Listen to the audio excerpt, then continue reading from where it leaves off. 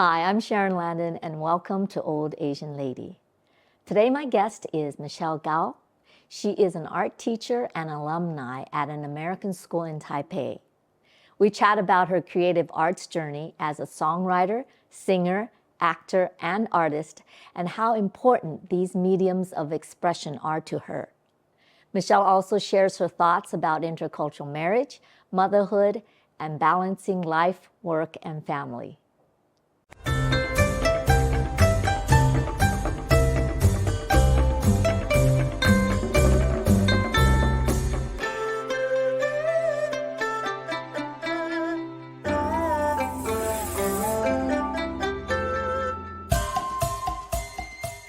So Michelle, thank you so much for stopping by the studio and chatting with me today. It's my joy.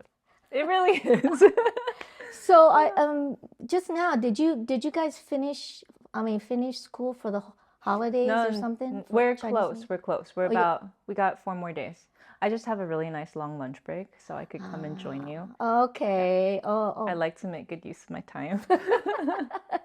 thank you. So I wanted to talk a little bit about your background.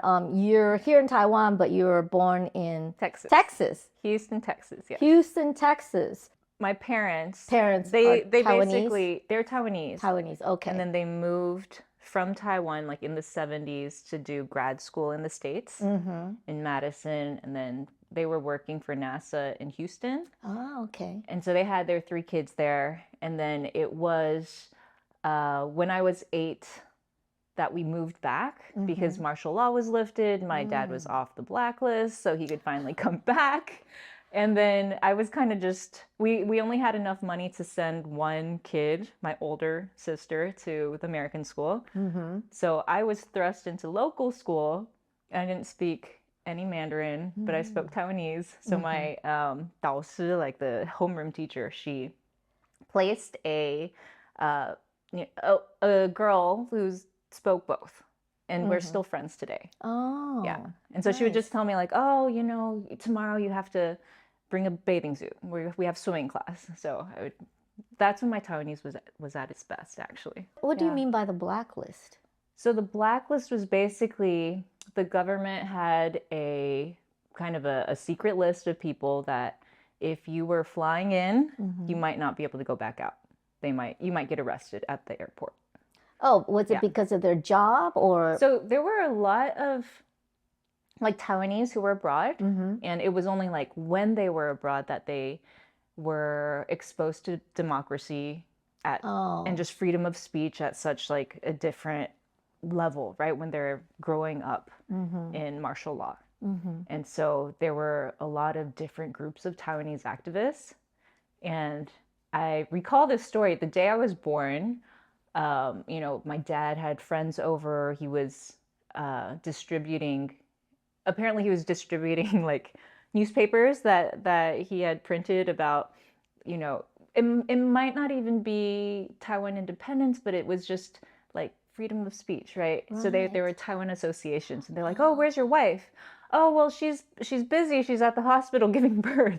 But it's like, that's how gung-ho he was, right? And so there were lots of student movements in the States from his grad school days. And then when he moved to Houston, he really quickly found like another Taiwan association. And I just remember they would have these crazy potlucks and amazing Taiwanese food. Like the whole table would just be covered with everyone's best dish, right? Wow.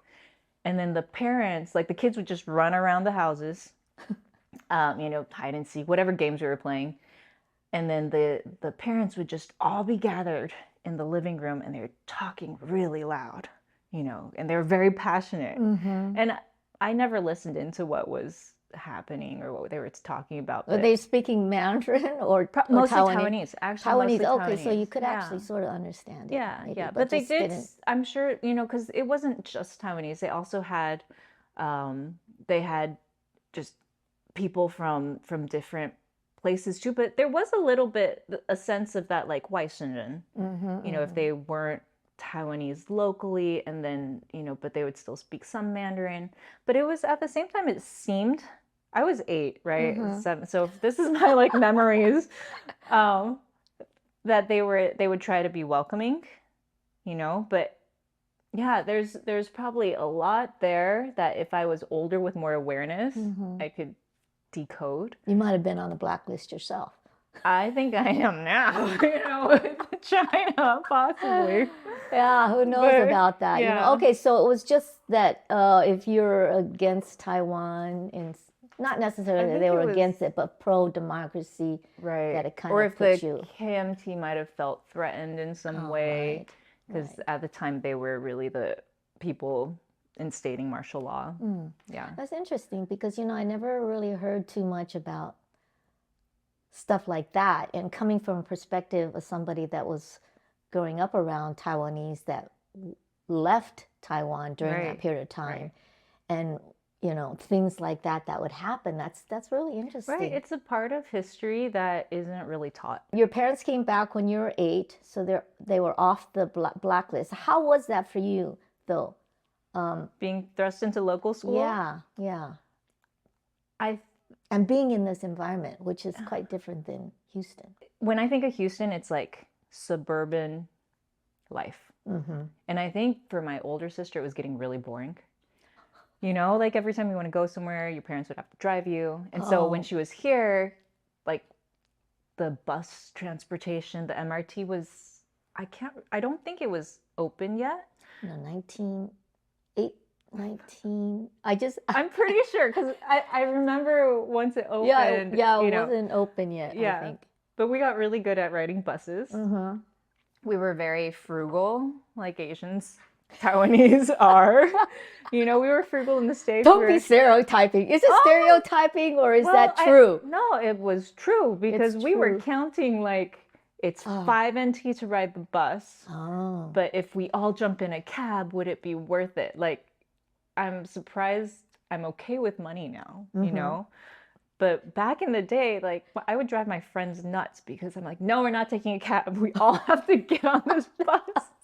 They're like, it's okay. I'll pay for the cab. No, yeah, we're just gonna. yeah, Yeah. So I grew up with that.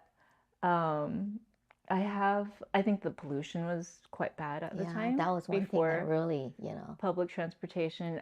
I remember, Daan Gongren, the big Daan Park.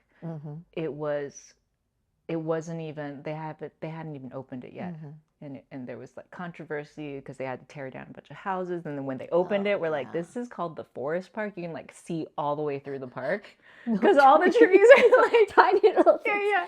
Oh, And now it's interesting. gorgeous. Yeah, yeah. So at school it was hard though because I couldn't understand. It was really boring, and I think it actually ended up shaping my creativity a lot because I was so bored and I would just like I remember wrapping my jacket over my head and in my mind I'm daydreaming. I'm just like I'm this like lost girl in a forest and I had a whole story going on, right? And I recall this precisely because after the end of that class, my teacher came over and was like, I know you don't really understand. She's telling me in Taiwanese. Luckily, she spoke Taiwanese. But can you try to look like you're listening? That sort of thing. Yeah. So I recalled that. And I later, my parents, like my mom and my sister, one day they were looking at my hair. They're like, why are you going bald? Like, what's happening? Like, how come I was missing all this hair here? And I said, no, don't worry. It's fine. I just, like, that's what I was doing. I'd just pull my hair and I would yank it out. I'd like feel, oh, this feels kind of. Oh, wow. Yeah. Gosh. Later in college, I learned like child psychology and I realized that, kids who are experiencing stress will sometimes yank their hair out. Okay, interesting. So I think there were stresses there, but overall, as a kid, you just kind of go with the flow. And the local kids there, they would try to. I think everyone's Taiwanese got better because that was the only way they could communicate with me. And eventually, I did. I think I was pretty mute for a year. But within a year or two, I could speak. But the local school system is really dry. And I went into middle school, also at the local school. and it was physically painful, like just sitting on these really tough wooden chairs, period after period after period, you know? And so I think having that barren time made me like crave a lot and daydream a lot. And by the time, like, so in the middle, there was like stints in Boston because my dad was a professor. And every time he had a sabbatical, he would like, take the whole family. So I got stints in Boston. Okay. So I had like local middle school, local high school in Boston, public high. And it was so fun. And I was able to thrive. Yeah. And so by the time it was high school, they're like, oh, you know, the American school system is probably still a lot better for her. And by then, like, my sister was off to college and had scholarships, and they're like, we can pay for another kid. So for my birthday on, it was grade 9 in Boston Public School, I opened a letter and they're like, oh, we're pleased to have you join the American school in Taiwan. Wow. And I just burst out in tears because I already knew at that point, like, that was a place that I would love. Interesting. So you guys were in Boston at the time, but was your dad planning on coming back to Taiwan? Yeah. Okay, that was why. And so you were thinking, dreading the education thing that you'd I have to had go through. gotten into a public high school here, and he took me to visit it because y'all call and cough, right? Like you have to take the exam. Testing. Yeah. Yeah. And I got into like a very, you know, it's still public, which is what you're usually aiming for, but because then it's much cheaper, but not like a high-ranking one. Okay, like my Mandarin was never great, and it was just too dry for me. The whole, all of the subjects. Yeah. And he took me to visit the school, and I guess I just cried a lot. I burst out crying again because their uniforms were so ugly. Oh. Sharon, you don't understand. Like, my local school uniform for middle school was already terrible. Even lower school, like, their sports, there's certain colors I can't stand because they just remind me of the uniform. Yeah. Oh my gosh. Like, you have thriving, you know, young teens, and you put them in that, of course they'll struggle to develop their personalities. Yeah. Yeah. Wait, so I'm confused. So you said you did stints here and there. So every time you guys went back to the States, it was like for a couple of years at a time. No, 6 months. Oh, 6 months. Yeah. Oh my gosh. So it was like grade 7, 6 first half. Grade 9 first half. How did that work though with your own education and your sense of belonging? I just feel like, you know, I don't think it was top priority for my parents. So they just like, this will be fun. And then they just like popped us all over. So wow. I'm sure I've counted in the past, but I think I was at like 6, 7 different schools throughout my like kindergarten to high school career. Okay. Kind of seen it all. But luckily I ended at a good place. Yes. Yeah, because I mean, because my dad is in the Navy, so we moved around a lot. And How was that for you? Yeah. Well, you know, growing up, it was not so cool because we didn't really get to stay very long to make friends. You know, a lot of times I envy people because they've got friends that they've known since their, you know, elementary school, and they went to junior high school together, and they're such great friends. And I never had that because we moved different countries, you know, Okinawa, Japan, then we lived in California, then we went to Maryland, and then we went to Hawaii. So that's why I was like in Maryland, it was the longest period of time that we ever stayed in one place. And that was so, you know, felt really good to me. So it wasn't until, like I said, got a little bit older that I really appreciated the fact The moving around. that I was able to experience a lot of that. I was just really lucky, I felt, about that. But I mean, 6 months stints at a time. But you know what was kind of cool? What? Is I felt like every time I moved, I had a chance to sort of reinvent myself. Yes, that's a cool thing. Yeah. Yeah. And it's funny because, okay, grade 7, this would have been after like quite a long time in Taiwan public school. So grade 7, It's like middle school in the States. And in my mind, I don't know why, I always felt like I was cool, okay? But then I realized like like the other people in the grade, they did not see me as Their cool. perception Yeah, was like, yeah. And I realized that was happening. I was like, how come I'm not cool, And I became more aware of that. And so by the time I went back again in grade 9, I was cool. Okay, how did you change yourself to be cool? One, okay, I know this is like super superficial. Super superficial. I got contacts. Okay, yeah. And I'm sorry, glasses nowadays, they look way cooler. But back in the day, exactly, they were very nerdy. And so you were just stuck with that look, you know? Yeah. And then, oh, wait a minute. I was going to say, oh, if you were in the States and you had that nerdy Asian look, that would be like a typical stereotype in the States. But but in Taiwan, you look like everybody else, but you had glasses. Yeah. So I worked for those contacts too. I was like, I'm getting contacts. Mom, I'm going to wash the dishes for you for 6 months. And by I think 1 or 2 months she caved, and she's like, okay, well, the eye doctor says after, I can't remember, like 12, kids are responsible enough to have contacts. I think she had heard that from someone. Okay. So she was it was like on trial. And then once I got contacts, and they weren't always comfortable, to be honest, but I felt like I could adjust, I could own, or I could be more truthful to how I felt inside. And then also I was out of the uniforms. Right? Yeah. So local school was uniforms, but by the time I got to public school in the States, I could wear whatever I wanted, right? And I had been listening to like much more grungy music and Wait a minute, was that in the 70s or 80s? This would have been the 90s. By the time I'm in high school. So like how I did my makeup, I wore these big oversized shirts over like spaghetti straps. So it's like a little seductive, but like also very artsy, I didn't know I was an artist yet, actually, at this time. But I felt like I was more, and I was a very rebellious middle schooler.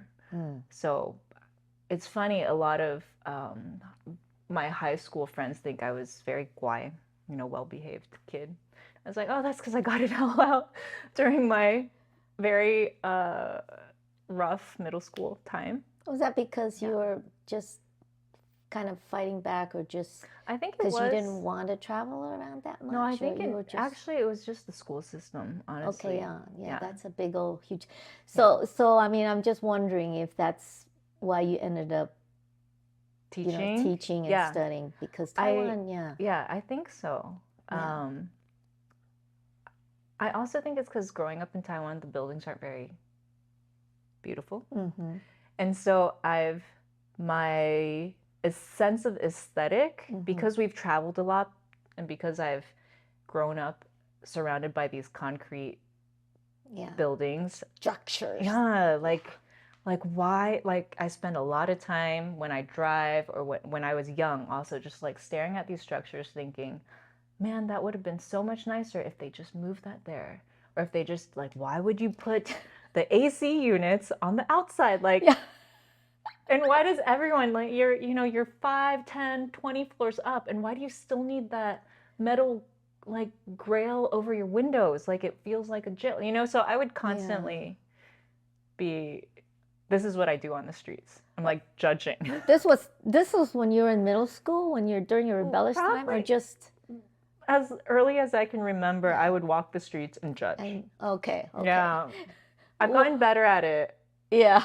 Where I'm less judgy, especially about people. I'm just like, I feel like I'm more non-judgmental. Yeah. I think it comes with age, and hopefully it does. Hopefully people are going to judge us about this. But like for this show, I really hope that people can open their minds and have different perspectives and not be so judgmental of other people, because other people have such different experiences, and you just don't know.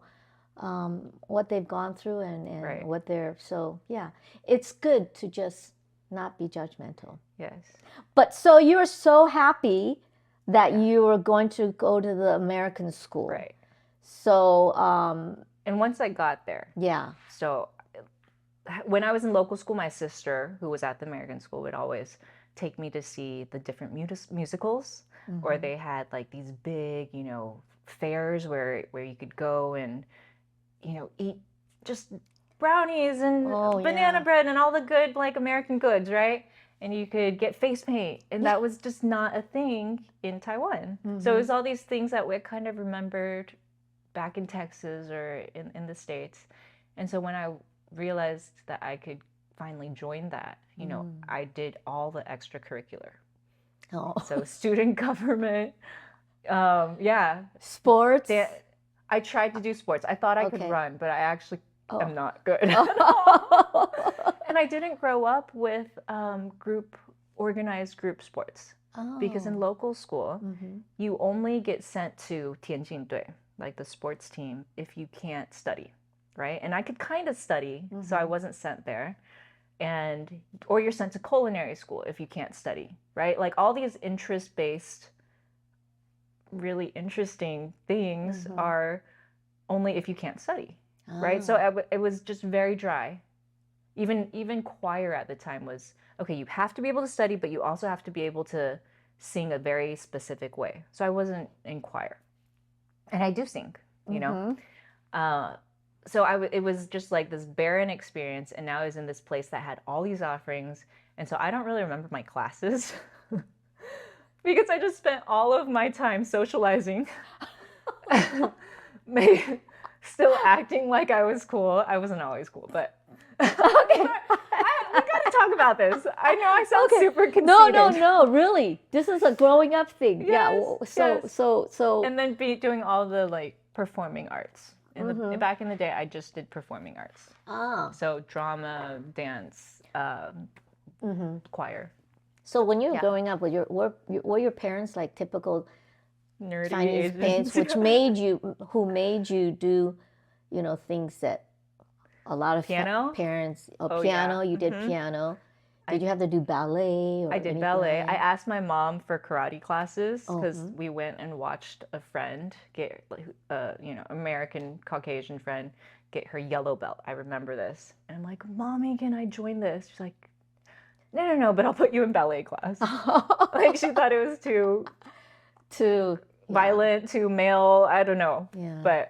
And I was good at dance, but I think there was a set, like this is what all the kind of Taiwanese families did, like all the kids. Yeah. So if you were to compare, for example, your experience in Taiwan schools compared to the American school, I guess, it's going to be different. But as a teacher from the positions where you're at now, what things would you change really about? Like if I went to a local school? Yeah, at a local school.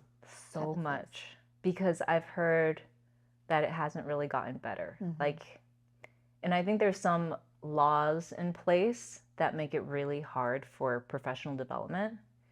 So you have teachers who are teaching the same thing the same way, year after year. And I think there's a lot of fear like if you don't have enough training, you're not going to just suddenly change how you teach. And if the structure isn't in place where students can be, selected for colleges or for high school, I think there's some change, but for the most part, it's like you still have to test well. Yeah. So it's very test oriented. Yeah. Yeah. So what would I do? For Meisner class, we had in first year, Martin had us, like, I think he gave us $1 million. Yes, I remember that exercise, yeah. And we had to just make a wish list, and we had to fill it to exactly $1 million, right? Yeah. My dream was to make a arts school in Nehu. And he's like, so how much is the land? I was like, yeah, I have it. but I don't have enough money, Martin. I can probably run it for maybe 1 year, maybe 2 years. But I wanted to create an arts-based school that was for everyone. Like, you don't have to just, it doesn't have to be private. It doesn't, like that people could go and they could really develop these, something that's so natural, I think, in being human from a very young age, and they could thrive and they could love it. Yeah, because it's not like you're having to go to art school or having to go to that school because you didn't test on or something like that. Yeah. Well, that's so you ran out of your $1 million quickly. So fast.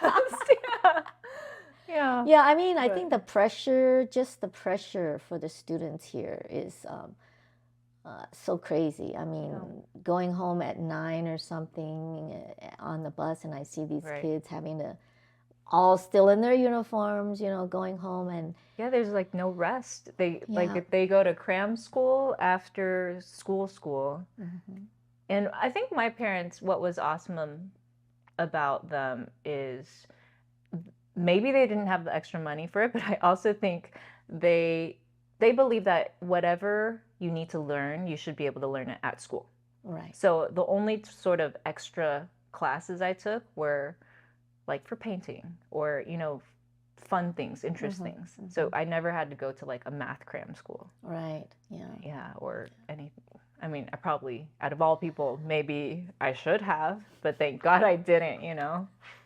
So after your partying at the American school, I mean, you said you ended up going to Smith College. Yes. And was that was already a choice? Being a teacher was something that you really wanted to do. I mean, it seems like even in you wanted to improve things, or you wanted to... When I went, so Smith College is this all-women's liberal arts school. It's not very big, but it's in this gorgeous town called Northampton. And I had actually gone for a summer school there, like a summer program that was like Smith's Summer Science and Engineering. And it was just surrounded by only like high school girls, right? And then we had some college women who were our like RAs and TAs, and it was just so liberating to be around women that like really, and it was, the conversations we had felt really different. And so when I first chose the school and went, I went in for engineering. I think part of that program, and actually I still had some remnants of this, like, Asians should do science. Yeah, you totally surprised me. I was thinking arts, but so was it pressure from your parents? It was just like, had that image. It was something that must have been ingrained ages ago. And my sister was very good at sciences. Okay. And so I think I felt the need to follow in her footsteps. And I did a lot of performing arts at the American school, but part of me didn't take it seriously. Like, I had a director that I really loved. He said after a show, opening night after a show, and he said, I really saw Maria, the character, come out. Like, if you go... story was that? Yeah. Like, if you go down this road, you will go far. But me, myself, I didn't have the confidence that he had in me. Yeah. And I would say that, so I went down the Asian road at first. And then I knew I liked painting. And I knew from taking engineering, like right away, like, man, this is kind of boring. I don't have, and I'm not smart enough to like save the world with my inventions. And writing proposals is really like dry. So I was taking a drawing class to do the prerequisite for this painting class, because I know I like painting. And I just fell in love with drawing. And I actually never ended up taking that painting class because I'd get distracted by, oh, this art class, that art class. And my advisors would say, hey, well, you're taking so many art classes. Why don't you minor? Why don't you major? And then how education came about was, it was almost like a dare. Someone said, hey, there's this really great education in the city class that everyone tries to get into. but it's really difficult if you're a first year to get into it. And I was like, I'm going to do it. And I stayed up, and the second it opened, bam, I went in, and I got a position. Like, I just got a enrollment, a spot in the class. Yes. Wow. And I took it, and I was like, man, this is so meaningful. And so it was just because of those 2 classes that those were actually my interests. And luckily, I managed to tell myself, you know, you're not cut out for engineering, you should let it go. And so I made that switch. And then they just kind of came together. The school had a really great program to do student teaching your final year and get you certified. So I was making the most of my education. I was like, I'm going to double major and get certification. Wow, yeah. So, I mean, how about when you changed from engineering to art, did your parents say anything about that, or they're very open-minded? I don't think they cared too much. They didn't care. They, you know, to be honest, because I had such a split, like, education growing up, like, when I graduated at the American school and I said, hey, I'm actually, like, in the top 20%, they're like, what? You know, like, so any sort of academic achievement, they were they gave me very little pressure. Right. And they're just like, oh, wow, okay, you did all right for yourself, you know? And so they felt bad because you had cried so much about being in the local school. I think giving you freedom to, you know, I think why I cried, I didn't realize it was because of the education system until later. Yeah. But I fought with them a lot in middle school. And so I think they're, in some ways in their mind, they're like, there's this rebellious lost child, we can't control her. And so if I was staying out of trouble, they were happy. Ah, yeah. Okay. So you graduated then in Massachusetts, but then how did you end up coming back to Taiwan? You know, early on when I was in my college days, my boyfriend at the time, his mom passed away from suicide. And I think that it definitely shaped, like, who I am today. But at the time, there was also this, like, you know, it made me miss my family, even though I had so many clashes growing up with them. But I wanted to be home. So I wanted to be home, but I didn't want to be in their house. Yeah, yeah. So I got a job in Hsinchu, which is an hour drive away, maybe 2 hours. And I was like, okay, so I'm close enough that I can be close to my family. I also saw that my older sister, you know, when she went to college, it's like, oh, you know, she's gone. She's not coming back. And I would have been in, you know, in middle school at the time. So I felt like, wow, I didn't get much time with her at all. And she's like an adult, she's gone. So I think maybe, even though I say that jumping around, moving around was not necessarily easy, but I didn't hate it, you know. I could adapt fast, but there's probably some, like, attachment there of, like, okay, well, my family is my constant. And so I wanted to come back to that. Yeah. And I think also in college, having that, you know, tragedy happen, it made me more introverted. Yeah, you mean your boyfriend's mom's suicide? Yeah. And so, so I became much more reflective, quiet, and I just had a lot to go through because I spent a lot of my energy just taking care of him in many ways. And it was especially traumatic for me because I found her. And so it was like, just like that event of being kind of stuck and not realizing that counseling was something I should be going to. And it would take years before I even, like, paid counseling any attention, you know?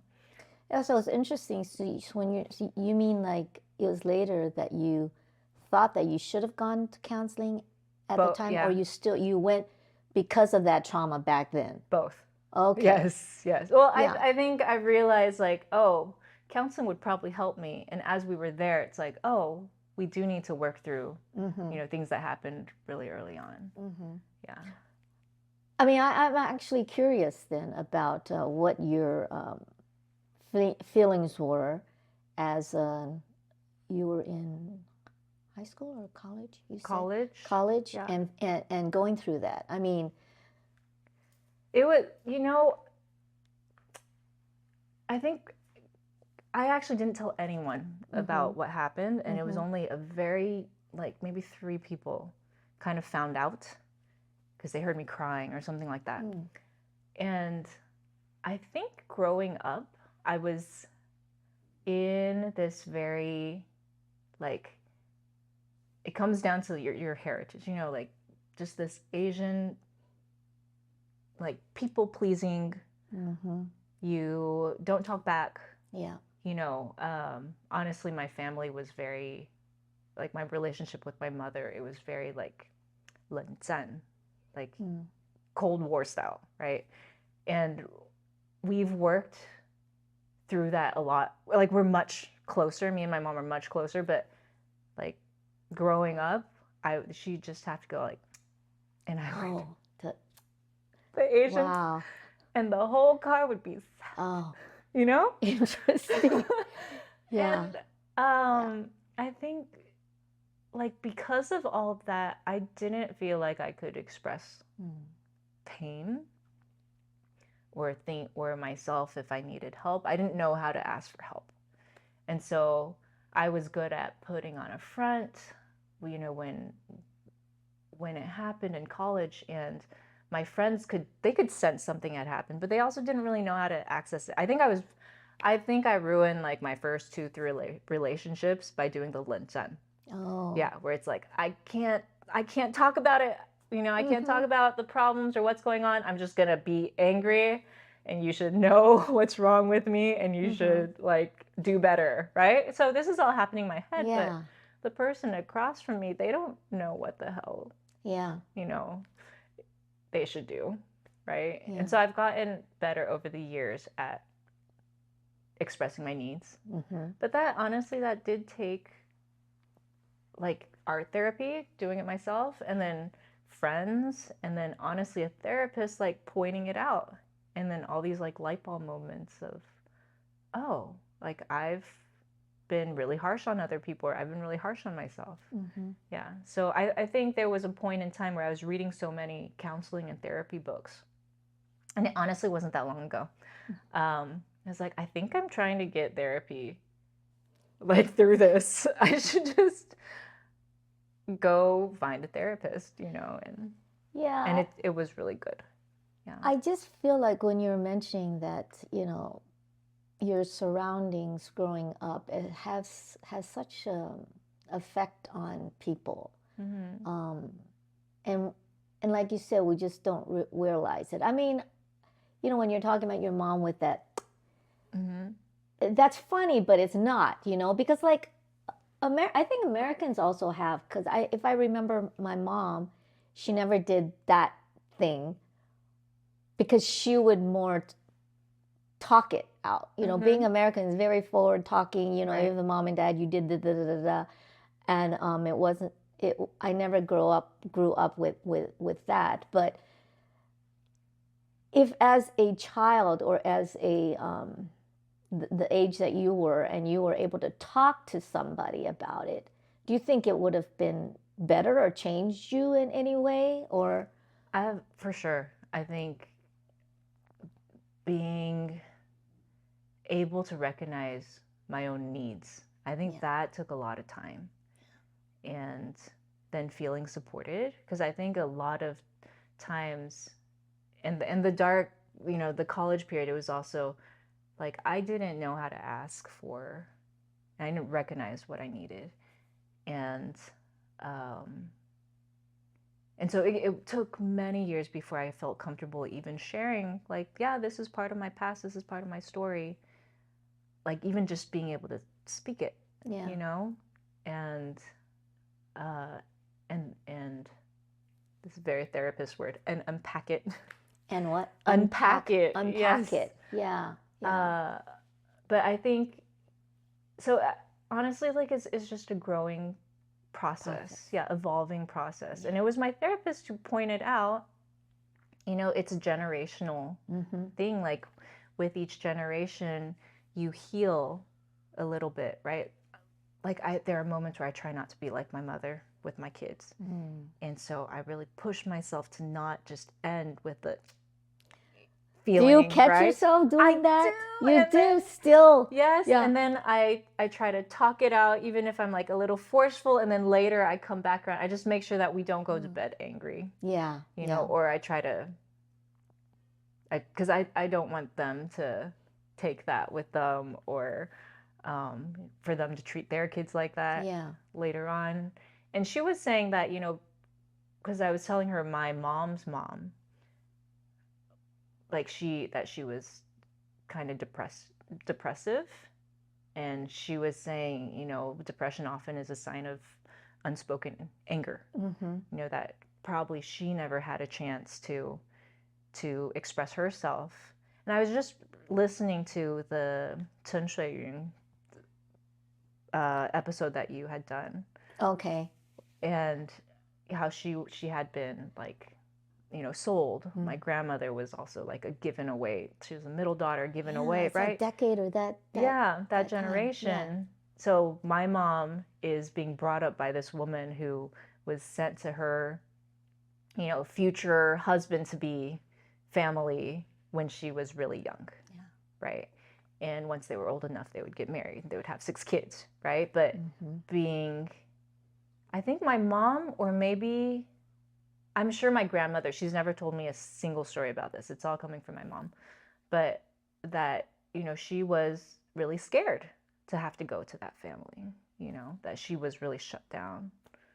And so slowly, generation by generation, we are healing. Yeah. Yeah. I mean, it's just amazing what things that, as kids, if things that happen to us, what is repressed. Because I never actually really thought when I was adopted at such a young age. How old were you? I was 6, 5 or 6. Okay. And I never really thought that it affected me. You know, I was yeah, I got this. You know, I can go to the States and do all of this and stuff. And it wasn't until I was an adult too that through process or talking that or healing or trying to heal yourself in terms of certain things once you're a woman and an adult and actually literally searching for things to help, that I found out, oh yeah, I was, you know, that incident in my life at that time, even though I didn't know that I had that problem. Right. It really was something deep inside that, you know, once it comes out, it makes you, I don't know, better, or face it better, or I'm not sure exactly what it is. But I think the most important thing during the time that we're talking about all of this stuff is that when you are aware, I think that's the most important thing. When you're aware that there's a problem with something that you're going through, and you're able to make conscious effort to change it, because people go through their lives and they would never be aware that they're like this, or they never would be aware that they have a problem, and so they can't change it because they don't recognize it. Yeah. But yeah, being able to recognize it, and the fact that, you know, with your kids, you don't want to be like your mom, and you know, just whatever, we all always say we don't want to be like our moms, but yeah, that's really, really important. Yeah, the amazing thing is I feel like she's also, just over the years, she's simmered down and she's more relaxed, and we have a much better relationship now, but like she's gotten a chance to evolve out. Yeah.